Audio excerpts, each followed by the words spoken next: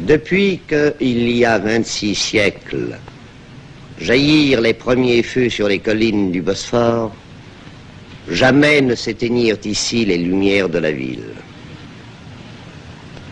Cette ville, qui se farde de néons, c'est une très vieille dame. Son nom de jeune fille était Byzance.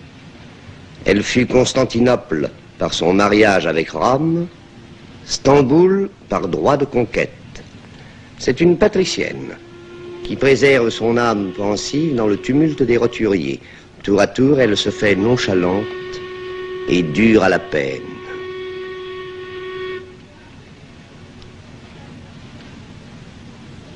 Le portefaix cramoisi ou livide, illettré et musclé, la sirène des navires l'appelle à la tâche. Ici, nul effort n'aurait de sens s'il n'y avait le Bosphore. Les passeurs font la navette entre deux continents sans cesser d'être chez eux. Sur la corne d'or qui sépare la vieille Constantinople de l'ancienne cité franque, une passerelle est jetée et l'aigre cri des oiseaux de mer fait écho à la rumeur citadine.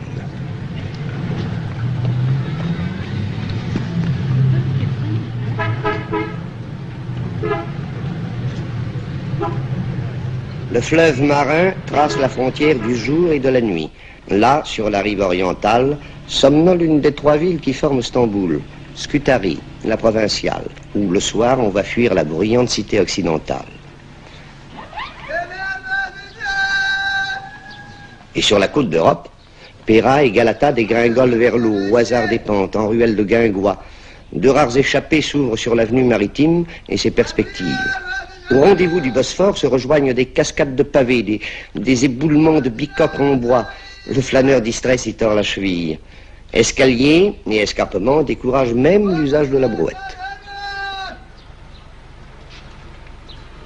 Ici survit d'une imagerie conforme aux chromos désuets tout ce qu'a épargné l'incendie dans l'humble refuge des petits métiers.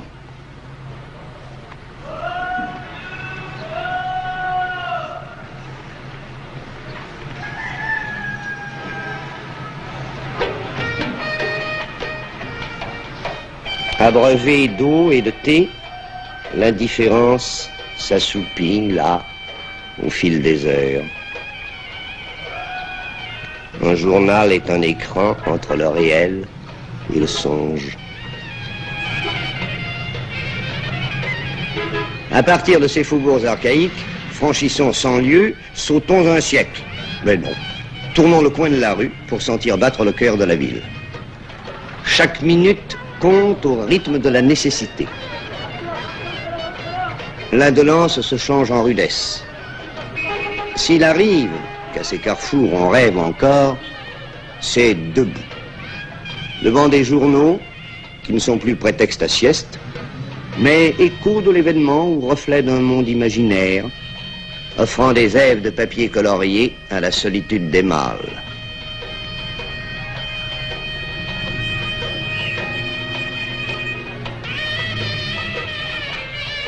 Dolmouche signifie complet. Cela se dit d'un taxi qu'on emprunte à plusieurs pour parcourir un même itinéraire et qui souvent est la propriété de plusieurs associés.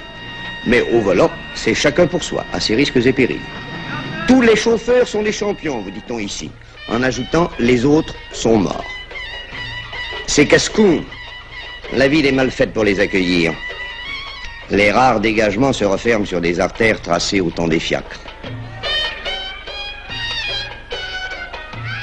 Condamné par l'urbanisme de demain, le haut de Péra reste le centre étriqué, incommode, d'un quartier d'affaires où 1900 se survit. La rue est masculine. La féminité y affirme sa présence prudemment. Les mères hésitent encore à user des droits depuis 30 ans acquis. Les filles, avec réserve, entrent dans le XXe siècle par le chemin des lycées. La loi, on la sent partout présente, obéit, discipline, désir d'ordre, notion neuve que la Turquie impose dans la rue, grave dans la pierre et le bronze. Atatürk, le fondateur, règne sur les quartiers neufs du Nord, où le glaive de la révolution militaire trace les perspectives de l'avenir.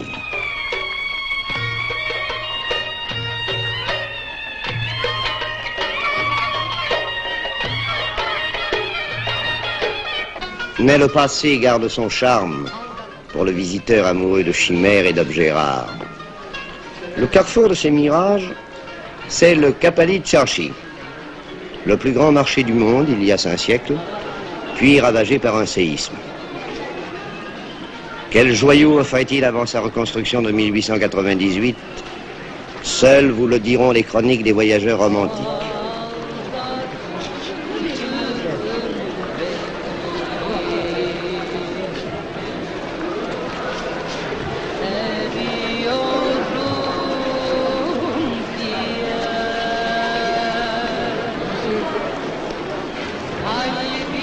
Ce qu'on vous y propose maintenant, la pacotille japonaise y tient autant de place que l'artisanat local ou la corporation des orfèvres.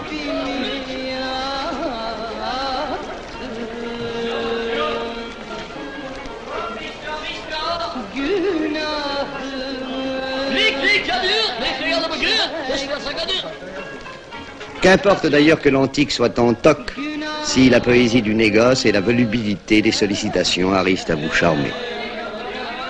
Il faut s'égarer exprès dans ces 92 rues aux 3000 boutiques pour découvrir la vérité des passants, sinon celle des objets.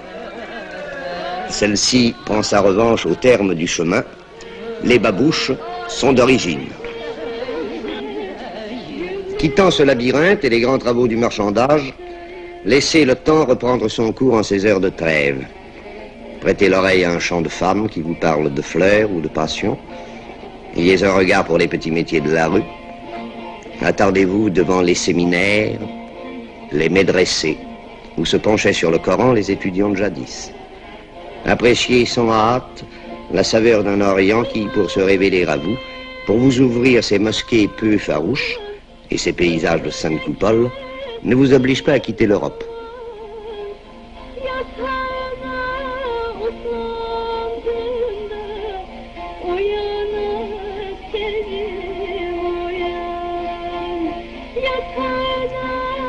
Plus rien ne presse. Ici, l'avenir ne se lit que dans le mar de café. Pour ces désœuvrés taciturnes, le présent s'écoule sans parole et sans rire, apparemment sans besoin, dans cette torpeur de l'esprit qu'on nomme le Kiev. Rien que des hommes. Aucune règle n'exclut leurs compagnes de ces rendez-vous moroses. La coutume les en écarte. La boisson usuelle est le verre de thé avant le café, la limonade, le jus de fruits et le raki. Mais cette anisette se consomme discrètement, sans excès. Les consommateurs ne cherchent pas de divertissement plus fiévreux que les joies paisibles du jaquet ou des dominos. Il leur suffit, semble-t-il, de ne rien faire, de ne penser à rien. La nuit, l'avenue de l'Indépendance, Istiklal Caddesi, prend l'allure d'une grande foire du trône en plus épicée ou d'un petit Broadway.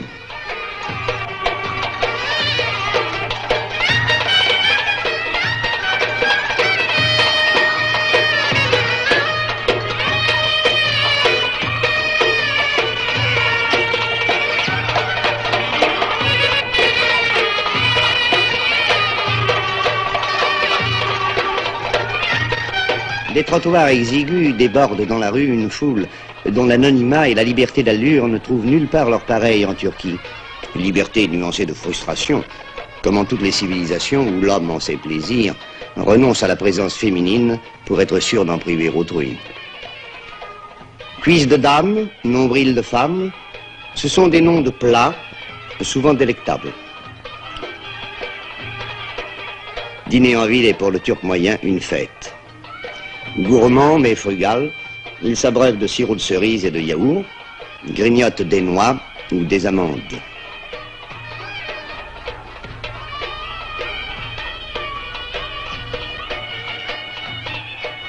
Il raffole des fruits, dont les étalages jettent de vives couleurs dans la grisaille de la rue, une note d'abondance dans un décor de vie modeste.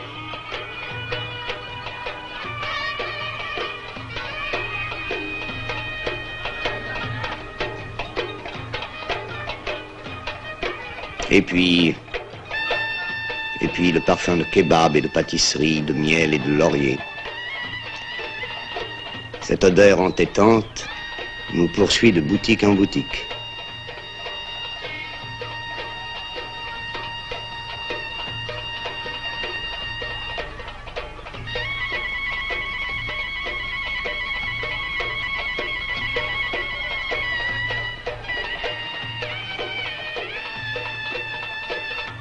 Le père des Turcs, d'un regard impérieux, surveille ses enfants.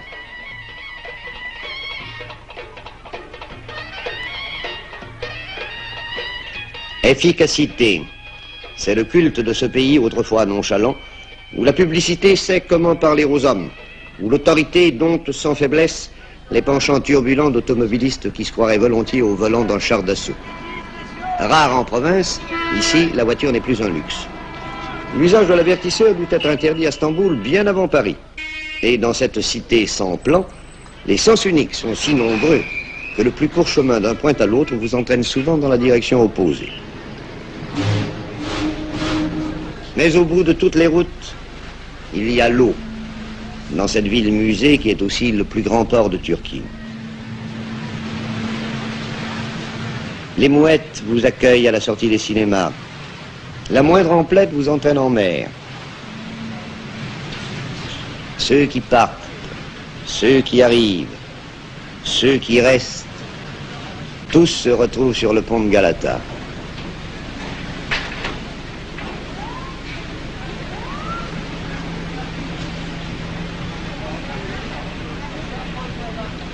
Privé de sa couronne, Stamboul règne encore, avec ses marins et ses artisans, sur une nation paysanne. Elle ne fait plus la loi, mais fait encore l'opinion et la mode. Jadis, les Grecs, pour désigner leur Constantinople, disaient simplement la ville, Istanbul. Les Turcs ont repris le terme, subi le charme. Capitale déchue, métropole vivante, Stamboul reste pour eux la ville, la seule. Celle qui, depuis 26 siècles, a vécu tous les orages, mûri toutes les sagesses et n'a rien oublié.